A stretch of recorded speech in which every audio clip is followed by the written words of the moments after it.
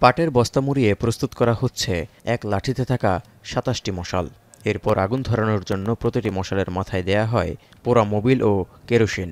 দৃশ্যটি ইরাকের শিয়া শহর নাজাফের। ১০ মহররম আশুরার দিন সামনে রেখে ৭ মহররম সকাল থেকেই এমন ব্যস্ত সময় পার করেন ইরাকের শিয়া মুসলিমরা। توصل باب اصفهان تأدى المراسيم اللي هي مال ابا عبد الله الحسين على المنصه ويرجع المشعل هم لهنا والدور يطفي، ثاني يوم هم نلفه وهم يطلعوا نفس الطريقه। সন্ধ্যা নামতেই মশাল কাঁধে শিয়া শহর নাজাফে থাকা ইমাম আলীর মাজারের দিকে পদযাত্রা করেন শিয়া মুসলিম সম্প্রদায়ের শত শত মানুষ।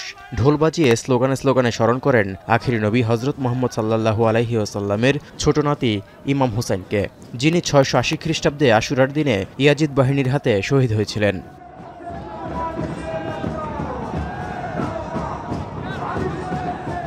ইমাম হুসাইনকে স্মরণে আশুরার ৩ দিন আগে থেকেই ইরাকে এমন আয়োজনের রীতি বহু পুরনো। সাদ্দাম হোসেনের শাসনামলে তা নিষিদ্ধ থাকলেও ২০০৩ সালে তার পতনের পর থেকে আবারও সেই ঐতিহ্যে ফেরেন শিয়ারা।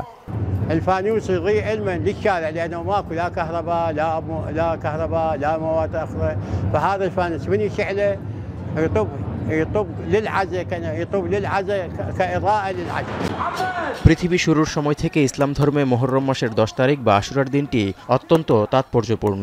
এমনকি ঐতিহাসিক বহু ঘটনা দিনটিকে আরও বেশি গুরুত্বপূর্ণ করে তুলেছে। এর মধ্যে প্রথমটি হল হজরত আদম আলাইহিস সালামের তওবা কবুল। এরপর মাছের পেট থেকে ইউনুস আলাইহিস সালামের মুক্তি, ফেরাউনের জুলুম থেকে মুসা আলাইহিস সালামের মুক্তি এবং সবশেষ ইরাকের কারবালায় ইয়াজিদ বাহিনীর হাতে হোসেন রাদিয়াল্লাহু তাআলা আনহুর শাহাদাত বরণ।